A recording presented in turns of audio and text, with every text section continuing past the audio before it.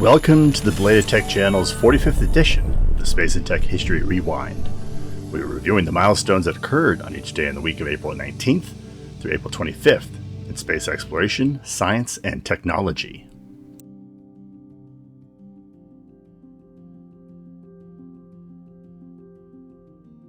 April 19th, 1971, the Salyut 1 space station was lifted into orbit on a Proton K rocket from the Baikonur Cosmodrome's Launch Complex 81 on this date. Salyut 1 was to become the first manned space station when it was visited by the Soyuz 11 capsule on June 7th. Salyut 1 included a number of military experiments, as well as scientific pursuits such as photography of the Earth, spectrographs of the Earth's horizon, experiments with intense gamma rays, and studying manual methods for station orientation. The telemetry data gained on this station arguably made the International Space Station possible 30 years later. The Russian section of the ISS maintains attitude control. After 175 days in space, Salyut 1 was deorbited on October 16, 1971.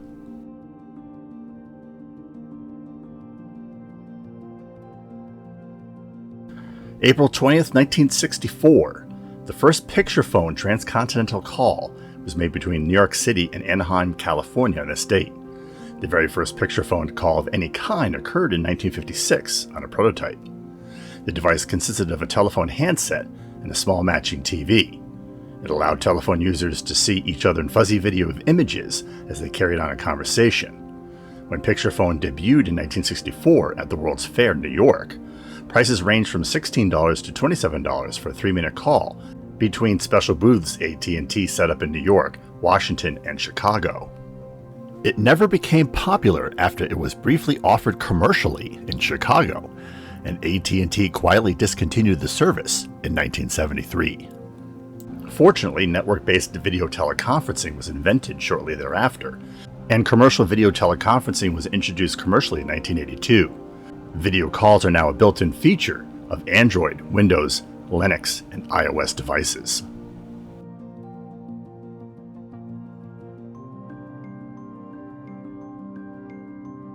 April 21st, 1962, the Century 21 Exposition, sometimes called the Seattle World's Fair, was opened by remote control by President John F. Kennedy from Palm Beach, Florida on this date. The Space Needle, a 600-foot steel and glass tower, was erected as its dominant central structure. When built, it was the tallest building west of the Mississippi River. The fair featured a limited set of topical pavilions, such as the World of Science, which had Alan Shepard's Mercury capsule on display, the World of Tomorrow, which included a monorail, and a World of Commerce and Industry, which included a simulated space flight sponsored by the Ford Motor Company. International expositions had a fantastic 80-year run from 1851 to 1933, but events afterwards were largely unprofitable. The last true World's Fair with a large number of commerce and nation pavilions occurred in New York in 1964 and stayed open for 2 years, but ended in bankruptcy, just like the previous World's Fair in New York in 1939. The 1967 Montreal Expo, although well attended and remembered fondly by Canadians, was a financial disaster for the city and only recovered half of its $500 million cost.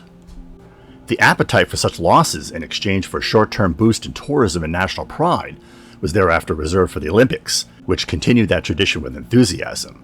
Expos are still regularly held, but other than a few very expensive nation-sponsored publicity stunts, have been modest affairs.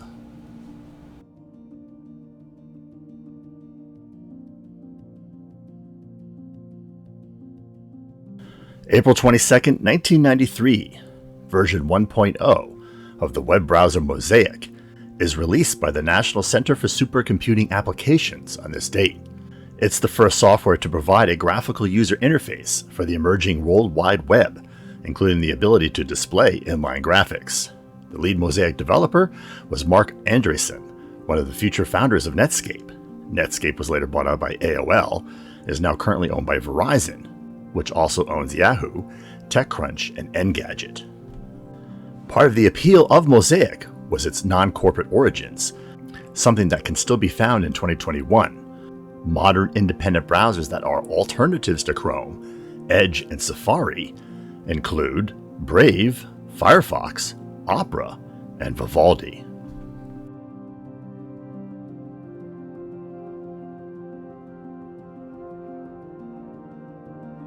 April 23, 2005, the first video uploaded to YouTube, Me at the Zoo, is posted on this date by co-founder Karim.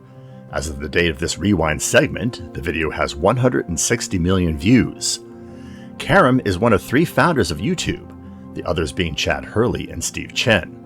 After YouTube was sold to Google in 2006, Karim adopted a low profile and started a venture fund called Y Ventures.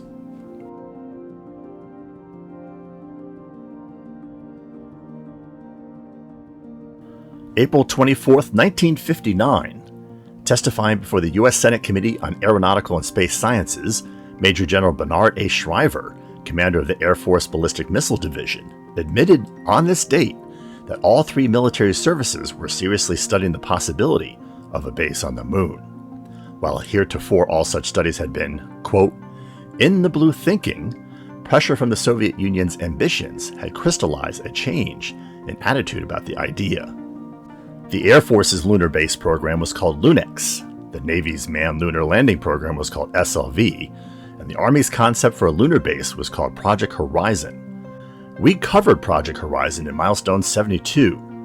For all practical purposes, all 3 projects ended with the launching of the Apollo lunar program at NASA in April of 1961. The idea of a U.S. service branch building a lunar base lay dormant until September 29th of 2020, when U.S. Space Force Major General John Shaw broached the subject at the AFWERX Engage Space event.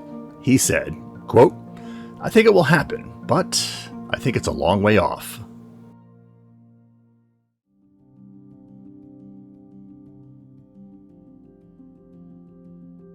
April 25, 1859. The ground was broken for the Suez Canal in Egypt on this date. The first blow of the pickaxe was given by its French engineer, Ferdinand-Marie Vicomte de Lesseps, at Port Said. He initiated and supervised the project to link the Mediterranean and the Red Seas. The 100-mile-long canal cuts across the Isthmus of Suez, providing a direct transportation route for trade between Europe and Asia. With the consent of the Ottoman governor of Egypt, the Suez Canal Company was formed. With the consent of the Ottoman governor of Egypt, the Suez Canal Company was formed in 1856, with the rights to construct and operate the canal for 99 years. Digging began by hand with forced labor. Progress improved with European mechanical dredgers and steam shovels, but was delayed by labor disputes and a cholera epidemic. 4 years later than originally planned, the opening ceremony took place on November 17, 1869. After this success, the Lesseps tried to replicate it on the Isthmus of Panama in 1882, but that project was abandoned when technical difficulties and diseases burned through all the money that was raised. He died on December 7, 1894, at age 89.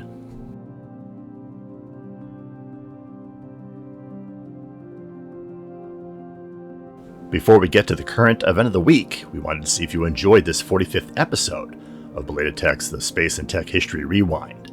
If so, click that like button. Did you agree with our choices, or are there other events that were better? Go ahead and share with us by dropping a comment below. And if you have suggestions for an event in the future, we'll take those too.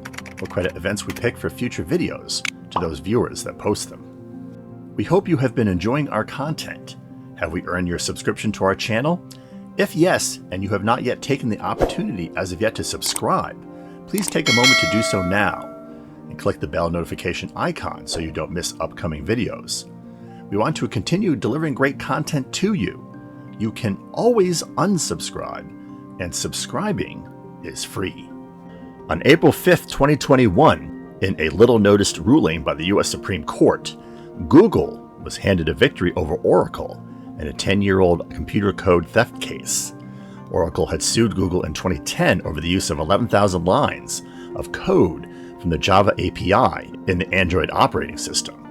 The court ruled, in essence, that the ubiquity of the Java API in software development made the code's adoption by any programmer fair use in spite of it being copyrighted. The ruling overturned a lower court's opinion in favor of Oracle, and Google trumpeted that it was a big win for, quote, innovation, interoperability, and computing. Oracle snarled in impotent rage, saying that the court had increased Google's power further and damaged other companies' ability to compete. The company's general counsel said, quote, "They stole Java and spent a decade litigating as only a monopolist can. This behavior is exactly why regulatory authorities around the world and in the United States are examining Google's business practices."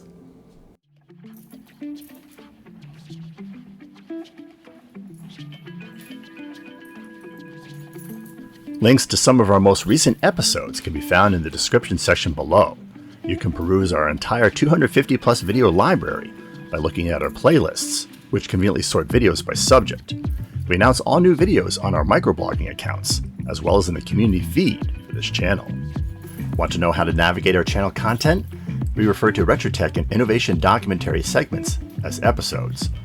Coverage of current events in space exploration, science, and technology are labeled as shorts. Space and tech history are documented in an anthology called Milestones, and gameplay recordings can be discovered on the Belated Tech gaming channel in videos called walkthroughs and side missions. Stay connected by occasionally checking our Instagram feed, where we post content from our upcoming episodes and from episodes past that you may have missed. And finally, join us on our Facebook and Minds pages, where we cover current news and events related to channel content. Thanks for watching.